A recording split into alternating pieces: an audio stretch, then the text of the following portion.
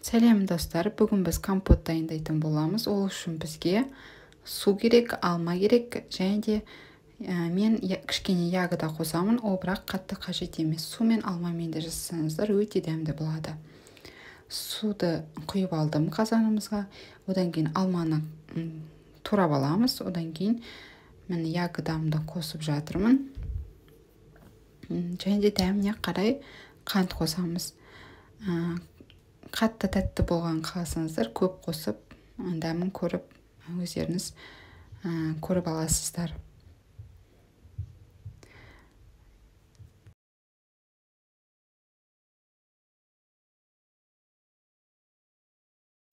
Компотымыз осылай қайнағаннан кейін қанты аз болса қант қосасыздар. Және де одан кейін пештің астын баяу отқа қойып 20 минут бетін жауып қайнатып аласыздар. Қайнағаннан кейін өшіріп, кішкене суытып ішсеңіздер өте тәтті болады. Суытып алып ішесіздер. Ұнаса лайк басып, комментария жазып, подписаться етіп қойыңыздар. Рахмет.